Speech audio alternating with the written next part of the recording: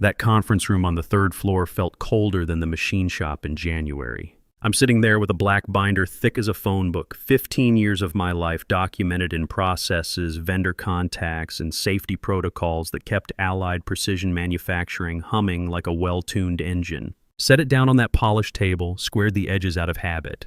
20 years in the Navy drills certain things into you. Rachel Hartley's across from me in her Navy blazer, fake smile locked in place. Next to her sits Kyle Brennan, 33 years old with a Wharton MBA and about as much shop floor experience as my neighbor's golden retriever. Kid looks like he stepped out of a recruiting brochure. Pressed shirt, perfect hair, the kind of confidence that comes from never having your hands dirty. Rachel picks up my binder like it's a takeout menu, flips through pages while staring out at the parking lot where my F-150 sits next to Kyle's BMW. 15 years of 60-hour weeks, and she's giving it the same attention she'd give junk mail. I sit there watching this dance. Military teaches you to read a room before anyone opens their mouth. The way Rachel won't make eye contact, how Kyle keeps checking his phone, they've already made their decision. This meeting's just theater. Greg, you've done solid work here, Rachel finally says, closing the binder with a thud that echoes off the glass walls. But we're moving in a new direction with operations. Here it comes. We've decided to promote Kyle to Director of Operations. Kyle Brennan, son of our biggest investor, Thomas Brennan, who bought 30% of Allied 6 months ago when old man Peterson needed cash to retire. I've watched Kyle walk through this plant exactly 4 times since Daddy's money got him a seat at the table. Each time he stayed up on the catwalk like he was afraid the actual work might rub off on him.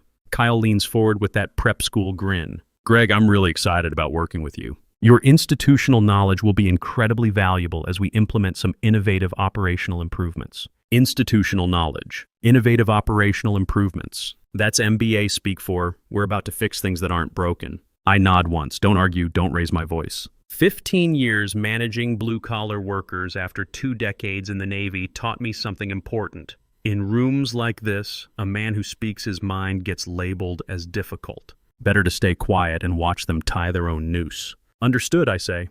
Clean, professional, nothing they can write up later. But I'm thinking about something else. Christmas season for manufacturing. Next 6 weeks when every automotive and aerospace contract hits crunch time simultaneously. When you need people who know the difference between 6061 and 7075 aluminum, who understand why you can't just flip a switch and automate 20 years of tribal knowledge. Kyle starts talking about synergy and digital transformation, all those buzzwords they teach in business school when you've never actually made anything with your hands. Rachel nods along like he's quoting the Bible. I stand up, shake hands all around, walk out with the same steady pace I used leaving the captain's office after a mission briefing.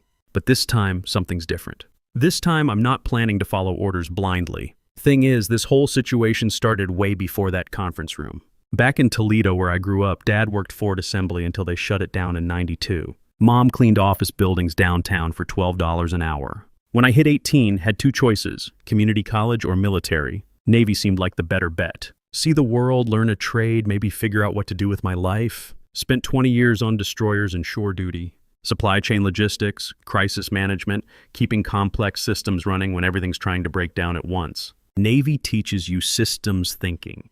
How every piece connects to every other piece. How one small failure cascades into major disaster if you don't catch it early. Mustered out in 2008 when the economy was tanking and manufacturing was about the only industry hiring veterans with management experience. Allied made precision aerospace components, engine mounts, hydraulic fittings, landing gear parts. Stuff where getting it wrong means planes fall out of the sky. Started as night shift supervisor making $38,000 a year. Could have stayed in my office pushing paperwork, but that's not how you earn respect on a shop floor. You don't manage what you don't understand, so I learned every machine, every process, every supplier relationship from the ground up. Maria used to joke that I loved that plant more than I loved her. Maybe she wasn't entirely wrong. Plant gave me purpose after the military, something to build instead of just maintain. Maria understood that, even when it meant missed dinners and weekend emergency calls. She passed 3 years ago.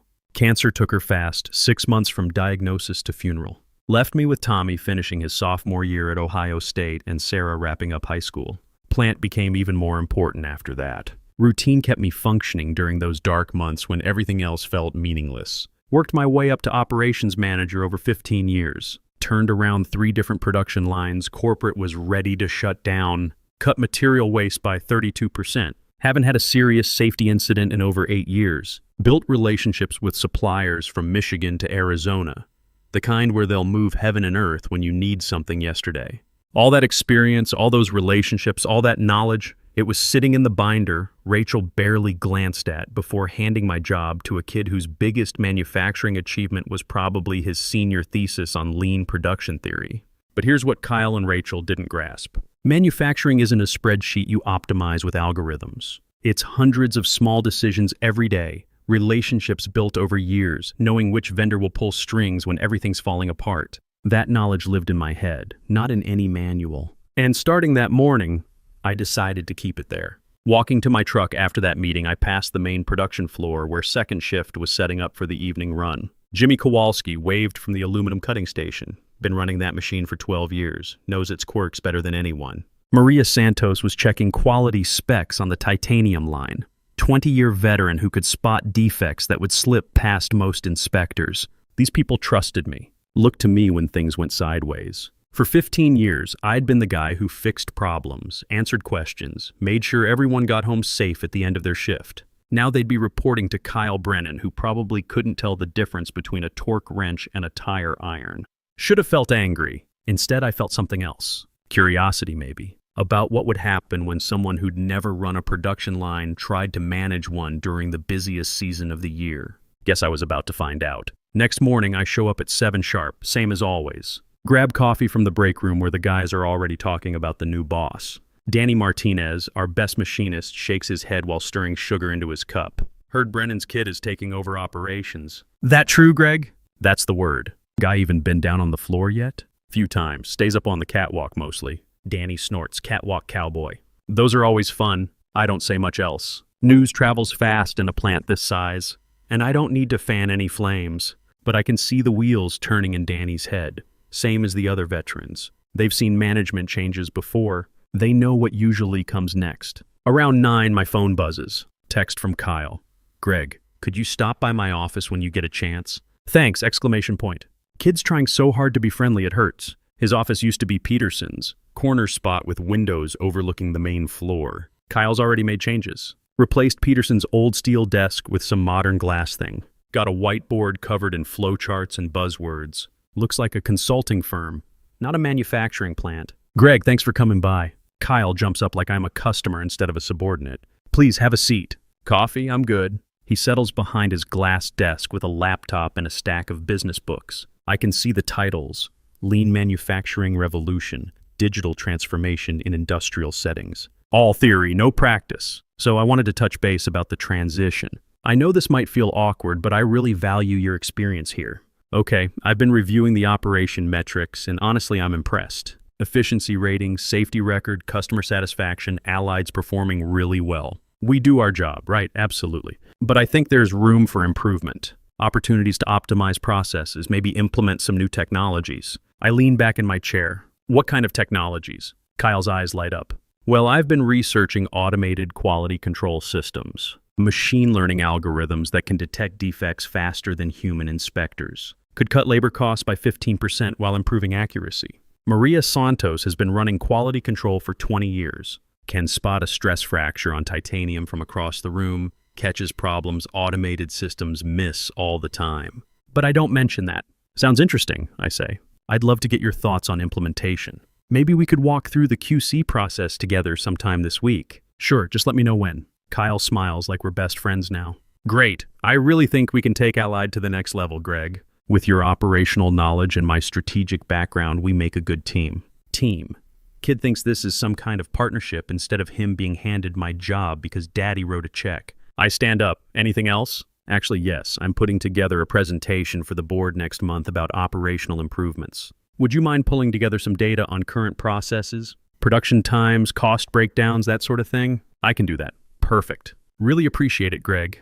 Walking back to my office, I think about Maria. Not my wife, Maria Santos in quality control. 20 years of catching problems before they become disasters. Kyle wants to replace her with an algorithm because some consultant told him it would save money. Thing about consultants, they never have to live with the consequences of their recommendations. My phone rings around 11. Pete Kowalski from Midwest Alloys, one of our key aluminum suppliers. Greg, got a situation here. That batch of 6,061 sheets you ordered for the Henderson contract? Lab results came back with higher than normal copper content. Still within spec, but barely. You want us to ship it or hold for a cleaner batch? Pete's asking because he knows our tolerance is better than our own purchasing department. Henderson Aerospace has strict requirements. They'd rather wait an extra day than deal with material that's borderline acceptable. Hold it, I say. Ship the cleaner batch. Henderson's picky about metallurgy. That's what I figured. Clean batch goes out tomorrow morning, you'll have it Thursday. Appreciate it, Pete. No problem. How's the new boss working out? Word really does travel fast. Early days, yeah, I heard. Brennan's kid, right? Hope he knows what he's getting into. I hang up thinking about that conversation. Pete and I have that kind of relationship because I've earned it over 8 years of working together. When he calls with a problem, I give him straight answers. When I need something fast, he moves mountains. Kyle doesn't have that relationship with anyone. Doesn't even know Pete exists. Around noon, Kyle shows up at my office again. This time he looks less confident. Greg, I just got off the phone with our aluminum supplier. Something about a quality issue?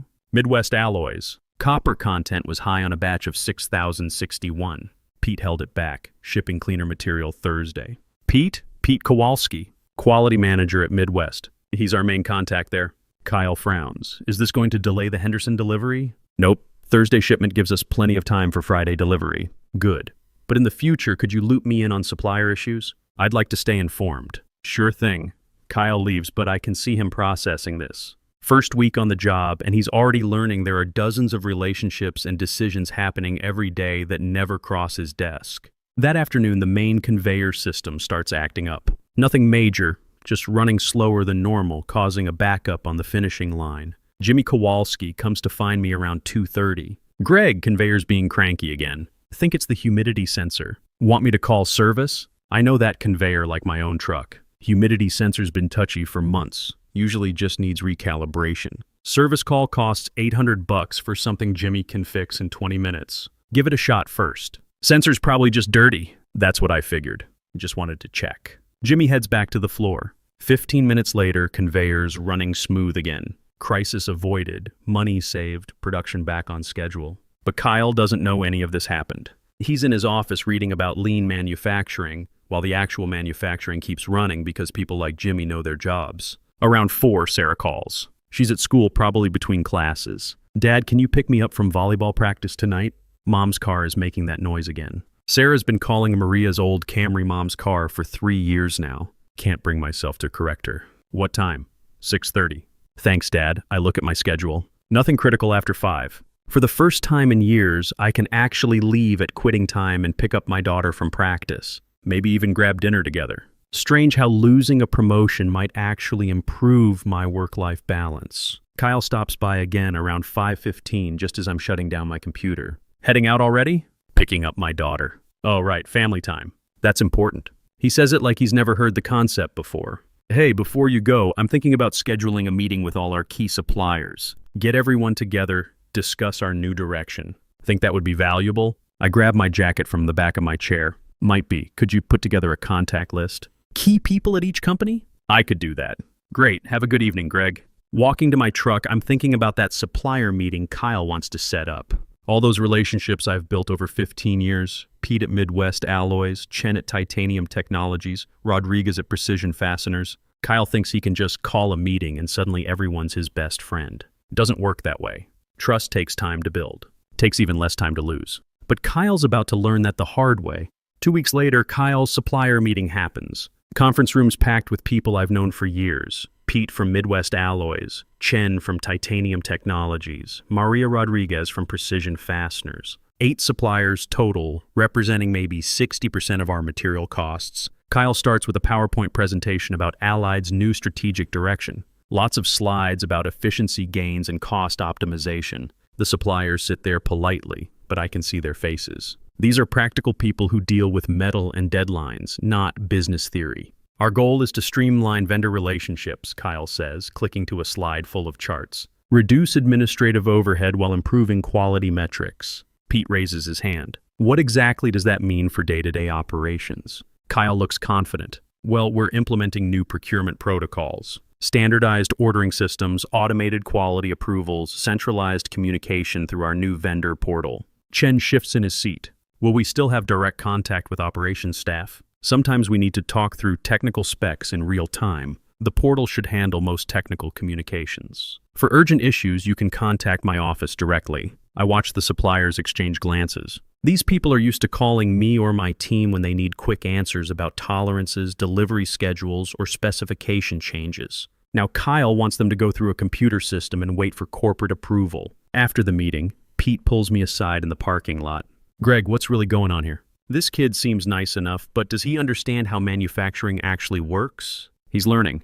That vendor portal thing, you know how many times we need to adjust specs on the fly? Sometimes I call you 3 times a day when we're running a complex job. I know. Pete looks frustrated. Look, Allied's been our biggest customer for 8 years. We want to make this work. But if every decision has to go through some computer system, give it time, Pete. Kyle's still figuring things out. Yeah, okay, but Greg, if things get complicated, you'll still be there to help sort them out, right?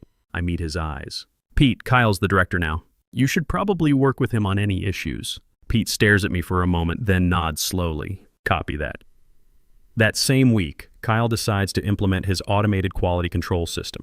Brings in a team of consultants from Detroit to install cameras and sensors on the titanium line. Cost Allied $80,000 for equipment that's supposed to replace Maria Santos. Maria's been running quality control since before Kyle was in high school. Catches defects that would slip past most inspectors.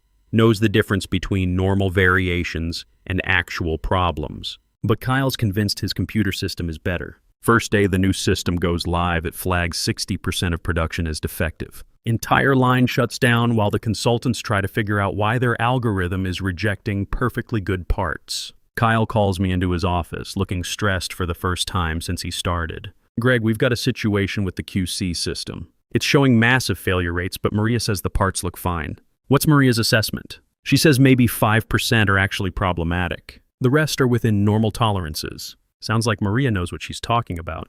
Kyle runs his hands through his hair, but the system cost $80,000. It's supposed to be more accurate than human inspection. System's only as good as its programming. The consultants say they need another week to recalibrate the algorithms. What does that mean for production? We either shut down the titanium line for a week, or we override the system and go back to manual inspection. I wait for him to ask the obvious question. He doesn't. Kyle, what do you want to do? I don't know. What would you do? First time he's directly asked for my advice. I think about Maria sitting at home because Kyle put her on administrative leave when the new system went online. Think about the Henderson contract that needs titanium parts by Friday. I'd call Maria back in. Let her run inspection manually while the consultants fix their system. Kyle nods gratefully. That makes sense. Can you call her? You should call her. You're the director. He looks uncomfortable. Right, of course. 3 days later, Maria's back running quality control by hand while $80,000 worth of cameras and sensors sit idle. Kyle's barely spoken to her since she returned. Embarrassed, I figure. Maria just does her job, catches the problems the fancy system missed, keeps production moving. But word spreads fast in a plant. Everyone knows Kyle's big automation project failed. Everyone knows we went back to doing things the old way. Everyone's starting to wonder what other brilliant ideas he might have. Around this time, Sarah starts asking questions about work. We're having dinner at the kitchen table. First time we've eaten together on a weeknight in months. Dad, you seem different lately. Different how? I don't know. More relaxed, I guess. You're not getting those emergency calls every night. She's right. Phone used to ring constantly. Supplier problems, equipment failures, customer complaints. Everything that couldn't wait until morning. Now those calls go to Kyle first. New boss likes to handle things himself. Is that good or bad? I think about it. Too early to tell. Mom used to worry about you working so much. Sarah doesn't talk about Maria often. When she does, I listen carefully. Your mom understood the job. She said you cared too much sometimes. About work, I mean. Maybe she was right. Sarah pushes food around her plate. Do you think you'll stay at Allied? Why do you ask? Some of my friends' dads have changed jobs lately. Economy's weird, Mom says. She pauses. Mom used to say. I reach across and squeeze her hand. I'm not going anywhere, kiddo. But even as I say it, I'm thinking about Pete's frustrated expression in the parking lot, about Maria's embarrassment over the failed QC system, about Kyle's growing desperation as one initiative after another crashes into reality. Thing is, I'm not sabotaging anything. I show up, do my job, follow Kyle's directives exactly. When he asks for advice, I give it straight. When he doesn't ask, I don't volunteer. But silence can be its own kind of action. Every problem I don't anticipate, every crisis I don't prevent, every relationship I don't nurture, it all adds up. Kyle's learning that managing manufacturing isn't like managing a business case study. Real machines break down. Real people have bad days. Real customers don't care about your PowerPoint slides when their orders are late. And real expertise can't be bought with an MBA and daddy's money. It has to be earned, one crisis at a time, one relationship at a time, one midnight emergency call at a time. Kyle's getting his education now. Question is whether Allied can survive the learning curve. The breaking point comes 6 weeks before Christmas. Aerotech Industries, our biggest customer, calls an emergency meeting about their F-35 component contract. $43 million worth of business, representing about 35% of Allied's annual revenue. Kyle's in full panic mode when Joe Martinez, Aerotech's quality director, walks into our conference room with 2 engineers and a procurement manager. They've found stress fractures in a batch of engine mounts we delivered last month. Not catastrophic failures, but enough to trigger a complete supplier review. Kyle tries to run the meeting like a business school case study. PowerPoint slides about root cause analysis and corrective action plans. All very professional, all completely missing what Joe actually wants to hear. Joe cuts through the presentation after 15 minutes. Kyle, I appreciate the charts, but what I need is simple. How are you preventing this from happening again? Kyle launches into a speech about enhanced quality protocols and improved process controls. Sounds good on paper, but you can see Joe's not buying it. He's been in aerospace manufacturing for 20 years. He knows the difference between talk and action. Where's Greg Lawson? Joe asks suddenly. I've worked with him for 5 years. He knows our requirements better than anyone. Kyle glances back at me. I'm sitting in the corner taking notes, staying quiet like a good soldier. Greg's here. Greg, you want to address the quality concerns? I look up from my notepad. Kyle's the director now. I'm sure he's got it covered. Joe frowns, looks back and forth between us like he's trying to figure out some kind of puzzle. The silence stretches until Kyle starts talking again, but the damage is done. Joe's smart enough to read between the lines. Meeting ends with Aerotech putting Allied on 90-day probation. Another quality issue in the next 3 months, and they start looking for alternative suppliers. For a company Allied's size, losing Aerotech would be a death sentence. That afternoon, Rachel calls me into her office. She looks tired, older than she did 6 months ago. Stress is wearing on her. Greg, I need to ask you something directly. Are you deliberately withholding support from Kyle? I meet her eyes. I follow every directive Kyle gives me. Show up on time, do my job, answer questions when asked. That's not what I mean, and you know it. What exactly are you asking, Rachel? She leans forward. I'm asking if you're letting Kyle fail because you're angry about the promotion. Kyle's the director. His success or failure is on him. Greg, you and I both know there's institutional knowledge that doesn't exist in any manual. Things you've learned over 15 years that could help Kyle succeed. All the important stuff is documented. Kyle has access to the same information I do. What about relationships? Vendor contacts, customer preferences, all those little details that make operations run smooth? I think about Pete at Midwest Alloys, frustrated with Kyle's vendor portal. About Maria Santos running quality control while $80,000 of cameras sit unused. About Joe Martinez asking where I was during the most important customer meeting of the year. Kyle wants to modernize operations. Use new systems, new processes. Maybe that's better than relying on old relationships. Rachel stares at me for a long moment. I could write you up for lack of cooperation. You could try, but cooperation requires specific requests. Kyle hasn't asked me to train him on vendor relationships or customer management. He's focused on big picture strategy. So if he asked for help, you'd provide it? I do whatever my supervisor directs me to do. She dismisses me without another word, but I can see her thinking, starting to understand the corner she's painted herself into. 2 weeks later, my phone rings at home. Sunday evening, I'm helping Sarah with college applications when the caller ID shows Titan Manufacturing. Chad Morrison, their HR director. Mr. Lawson, hope I'm not interrupting dinner. We'd like to discuss an opportunity with you. Titan's Allied's biggest competitor, located about 40 miles east in Canton. Similar size operation, similar customer base. I agree to meet for coffee Tuesday morning at a diner halfway between the plants. Morrison's there with Lisa Chen, Titan's operations vice president. Professional, direct, no wasted time. Greg, we've been following your career for several years. Our operations director is retiring next spring. We need someone with experience managing complex aerospace contracts. What kind of position? Director of Operations. Full authority over production planning, quality systems, vendor management. 58% salary increase from your current position. Full benefits package plus stock options. I keep my expression neutral, but internally I'm calculating. 58% more money would cover Tommy's remaining college costs and Sarah's entire education. Maybe even let me think about retirement before I'm 70. That's interesting. But I've got 15 years invested at Allied. Lisa leans forward. Greg, we've heard from customers that you're the guy who really runs operations there. Joe Martinez at Aerotech specifically mentioned your name when we asked about potential hires. Joe mentioned me, said you understand their requirements better than anyone in the industry. Also said he's concerned about recent changes at Allied. Translation: Aerotech's already thinking about moving their business. Question is whether they follow me to Titan or find some other supplier. I'd need to think about it, of course, but Greg, opportunities like this don't stay open forever. We'd like an answer by the end of January. Driving home, I think about loyalty. About 15 years of 60-hour weeks and emergency calls and missed family dinners. About watching Kyle stumble through situations I could handle in my sleep. About Maria's old Camry sitting in the garage because I can't bring myself to sell it, but Sarah needs a car for college next year. That evening, I call Tommy at Ohio State. Dad, what's up? You never call on Sundays. Just checking in. How are classes? Good. Expensive, but good. You okay? You sound different. Tommy, if I change jobs, would that affect your school situation? Are you thinking about changing jobs? Maybe. Just exploring options. Dad, whatever you need to do for yourself, don't worry about me. I can handle student loans if necessary. 20 years old and already more mature than half the executives I work with. Maria would be proud. Thanks, son.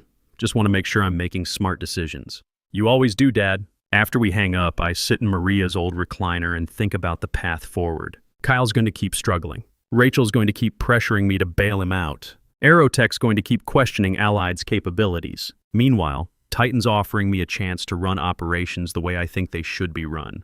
Build my own team, implement my own processes, maintain the relationships I've spent 15 years developing. For the first time since that conference room meeting, I'm not just reacting to what other people decide. I'm making my own choice about my own future. The next morning, I walk into Allied with a different mindset. Not angry, not bitter, just clear about what comes next. Kyle's about to learn the difference between managing a job and earning it. And I'm about to remember what it feels like to be valued for what I actually bring to the table. Sometimes the best revenge isn't fighting back. It's walking away and letting them discover what they lost. Your move, Kyle.